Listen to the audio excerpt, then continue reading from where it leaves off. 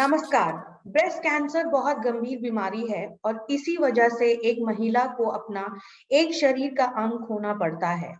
इस समय उनको सहानुभूति की जरूरत नहीं होती है और उनको ये याद दिलाना बार बार कि वो एक ब्रेस्ट कैंसर सर्वाइवर हैं, जो एक ब्रेस्ट प्रोस्थेसिस पहनती हैं।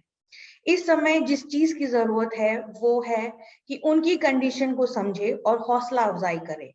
हम प्रयासता में ये बहुत अच्छी तरह से समझते हैं, इसलिए हम ब्रेस्ट कैंसर सर्वाइवर्स को सिंपैथी नहीं देते हैं, बल्कि हम उनके लिए एक ऐसा सोल्यूशन बना रहे हैं जिनको वो पहन के नॉर्मल महसूस करें।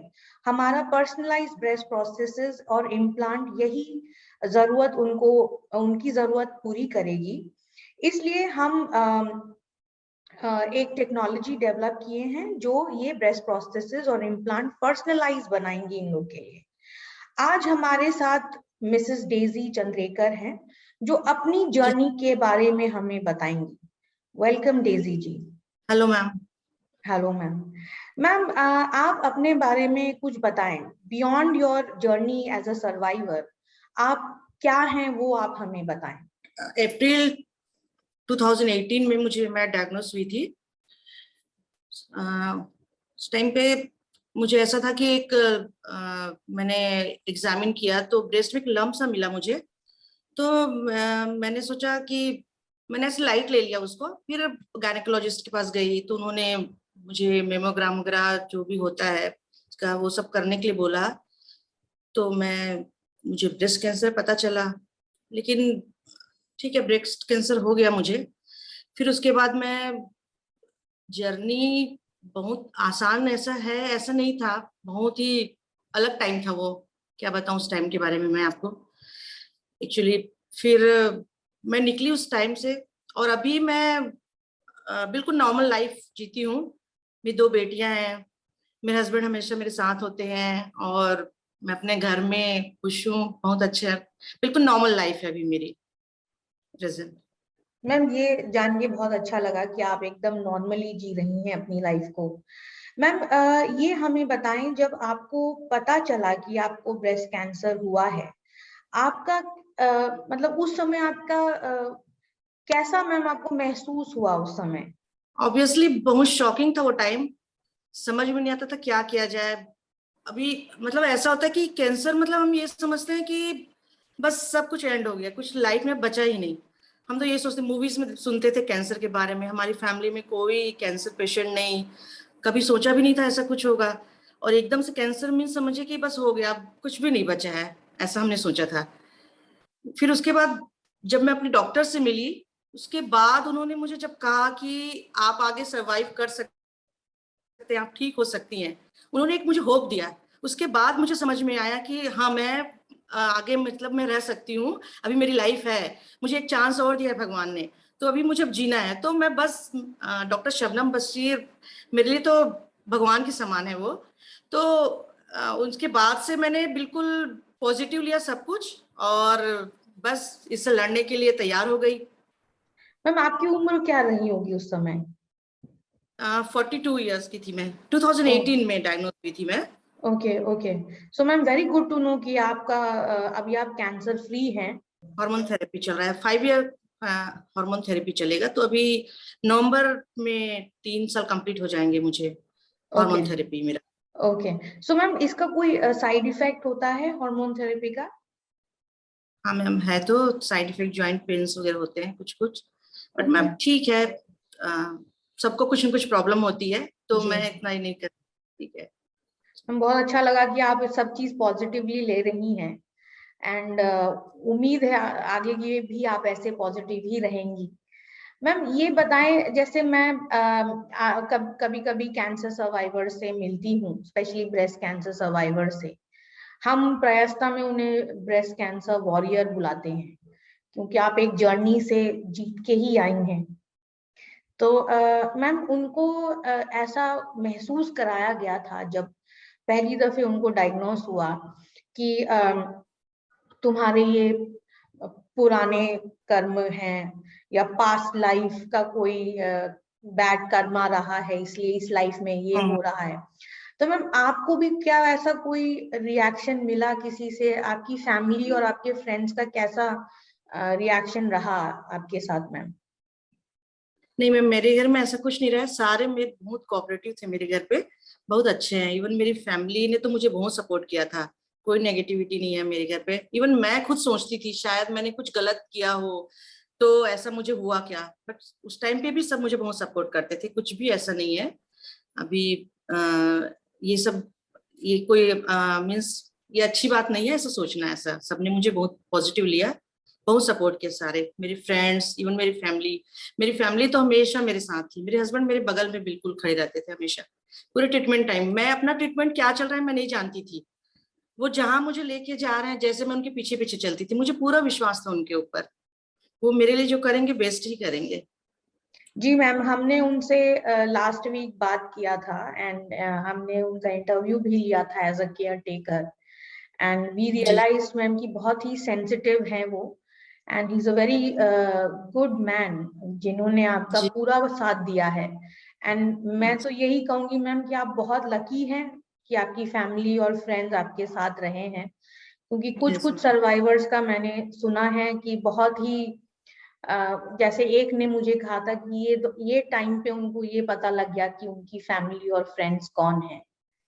तो यस मैम, इस मामले में I am so lucky ma'am.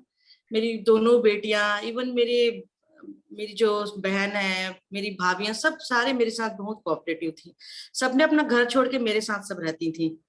तो मैं जो कुछ भी अभी हूँ शायद उन सबकी वजह से भी हूँ, ऐसा मुझे लगता है।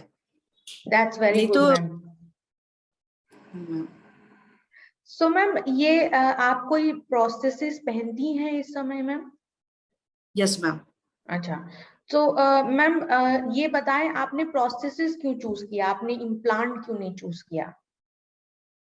एक्चुअली मैम मैं और कोई इतना सारा ट्रीटमेंट का पार्ट था इतना लंबा, उसके बाद मैं एक और ऑपरेशन वगैरह इस टाइप का ये सब मैं नहीं चाह रही थी। और ओके ये प्रोस्थेसिस उस टाइम पे इजिली अवेलेबल भी हो गया, और मुझे अच्छा भी लगा इसको कैरी करने के बाद। तो ओके। तो मैम जो आपको ये प्रोसेसेस जो आप पहनते हैं, इसको जी आपको परचेज करना डिफिकल्ट हुआ कहीं से नहीं या मैम, बाहर से easily easily available? Available. Hospital से हमें कांटेक्ट नंबर दिया गया, फिर हमने जी। उनसे कांटेक्ट किया, तो वो घर पे आके सारा मेजरमेंट वगैरह करने के बाद उन्होंने हमें साइज जो भी दिया हमें। Okay, that's good to know ma'am. तो मैम आप जैसे जानती हैं कि हम एक स्टार्टअप है जो जी। जिन्होंने एक implant grade silicone 3D printer बनाया है to hmm make personalised breast implants and prosthesis for mastectomy survivors.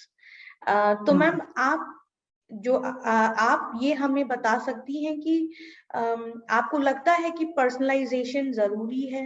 अगर है तो कितने हद तक होना चाहिए? और मैम इससे क्या मतलब, अगर पर्सनलाइजेशन जरूरी है तो इससे कैसे हेल्प करेगा मैम ये to the survivor? Ma'am, definitely बहुत जरूरी है मैम एक फीमेल के लिए, उसको मीन्स किसी को फेस करने के लिए कंप्लीट फील कराता है हमें ये, एक्चुअली है ना, इम्पोर्टेंट बॉडी पार्ट है। तो अपना कहीं ना कहीं आपके पास ब्रेस्ट आपका रिमूव होता है, मास्टेक्टोमी है, तो हम किसी को फेस नहीं कर सकते, किसी के सामने जाने में हमें हेजिटेशन होता है, एक अंदर से अपने आप में एक अजीब सी फीलिंग आती है, तो एक कॉन्फिडेंस आता है, इसको हम किसी के सामने भी कॉन्फिडेंटली किसी से हम बात कर सकते हैं, कंप्लीट फील कराता है एक्चुअली। तो मैम जैसे अभी आप लोग जो प्रोसेसेस लेती हैं मार्केट में, वो हम्म एक स्टैंडर्ड आता है, आपको जो हम्म, साइज फिट होता है वो आप ले लेते हैं।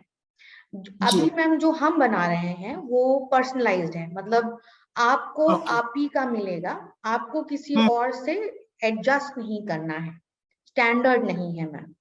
तो आपको ओ, लगता है मैम कि ये कॉन्फिडेंस को और बढ़ाएगा? क्योंकि हमारा मानना है कि आपको नेचुरल दिखना is more important than yes to ma'am. Hmm adjust in some processes. बिल्कुल सही है मैम। अ, इसमें कहीं ना कहीं थोड़ा सा तो लगता है कि कुछ तो डिफरेंट सा लग रहा है ऐसा। अब ये अपना ही खुद का है देखने का कि क्या है, ये मैं नहीं बता पा रही हूँ, बट आप ऐसा पर्सनलाइज हो जाए तो ज्यादा बेटर रहेगा। हाँ मैम, ओके ओके। उससे अच्छा तो और क्या हो सकता है, मैं ये जी, तो मैम ये हमारा मानना है कि जैसे हमने काफी सर्वाइवर से बात किया तो उनको यही लगता है कि 1-to-1 सोल्यूशन बेटर रहेगा उनके लिए, ताकि वो हम्म, नेचुरल दिखें, चाहे वो। बिल्कुल मैम ना। जी। तो हम आपको ये भी बताना चाहती हूँ मैम कि हम लोग जो प्रोसेसेस बनाएंगे वो मैम लीक प्रूफ होगा। जैसे अभी आपका सिलिकॉन जेल होता है या सलाइन भरा जाता है उसमें, वो शेप देने के लिए हम वो चीज को हटा दे रहे हैं मैम, क्योंकि कहीं ना कहीं एक्सीडेंट में वो लीक कर सकता है। And okay. हम उसको लीक प्रूफ बना रहे हैं और वेट बैलेंस बनाएंगे। आपका अगर नेचुरल ब्रेस्ट बाकी है तो हम्म उसी का मैच करके इस तरफ भी आपको वेट सेम वेट का देंगे, ताकि आपको डिसबैलेंस महसूस ना हो या लाइटर महसूस ना हो कहीं। बिल्कुल सही है मैम, ऐसा होना चाहिए, मुझे भी लगता है। Okay, thank you ma'am. आपको जब ये ब्रेस्ट कैंसर का पता लगा या आपकी जब जर्नी चल रही थी, तो मैम आपका सबसे बड़ा सेल्फ डिस्कवरी क्या रहा? उस टाइम पे मैम ऐसा था कि अभी पता था कि अब ट्रीटमेंट शुरू होना है और ये काफी लंबा जाना है, क्योंकि 1-2 महीने का नहीं था, ऑलमोस्ट 9 मंथ, 1 ईयर भी हो सकता है, ऐसा था। तो अभी अब मुझे था कि अब इसमें से निकलना है बाहर, तो निकलना ही है कैसे भी, टाइम को मुझे निकलना है इससे बाहर। तो मैंने जो मुझे कुछ मेरी हॉबीज थी वो मैंने उसको फिर से बाहर किया कि अभी अब कुछ करना चाहिए मुझे। तो मैंने जैसे अपनी गार्डनिंग या कुछ डेकोरेटिव कुछ भी बनाने का जो मुझे शौक था, उसके साथ मैंने अपना टाइम स्पेंड किया। तो ये मैं मुझे लगता है कि मेरे में एक डिस्कवरी है ये, कि मैंने जो मेरे में दब गए थे, दबी हुई चीज थी, उस टाइम पे मैंने उसको उभारा और उसके साथ अपना टाइम, मुझे पता नहीं चला फिर ये टाइम कैसे निकला। Very nice ma'am. तो मैम आप फिलहाल क्या करते हैं? आपका एंटी का जो बिजनेस है मैम, वो थोड़ा बताएं जी, हमें।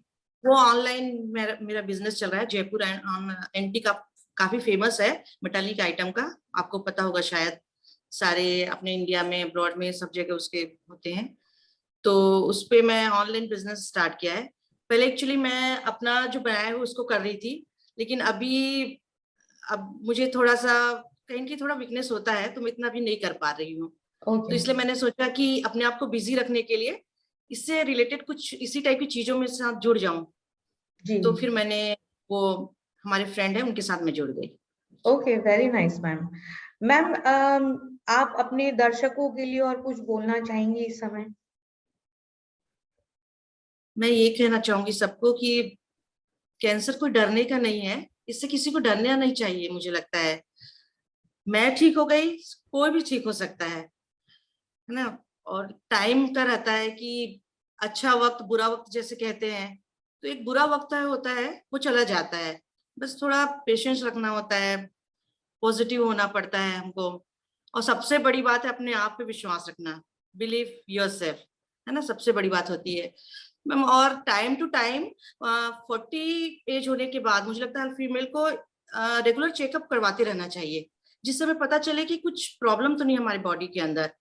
मेमोग्राम करवाते रहें, तो इससे हम फर्दर क्या होना हो, आगे होना है, वो हम जान सकते हैं अपने साथ। जी मैम। मैम ये आपने बहुत अच्छा कहा कि सेल्फ कॉन्फिडेंस होना चाहिए, और कोई ऐसी बीमारी नहीं है जो ठीक नहीं होगी अगर आपको यकीन है इस पे। जी, तो ma'am thank you so much, आप हमसे आज जुड़ी और अपना कीमती वक्त हमें दिया आज आपने मैम। एंड आई होप कि ये आपका सुनने के बाद बहुत लोग इंस्पायर हो। And thank you ma'am, thank you so much once again. Thank you so much ma'am.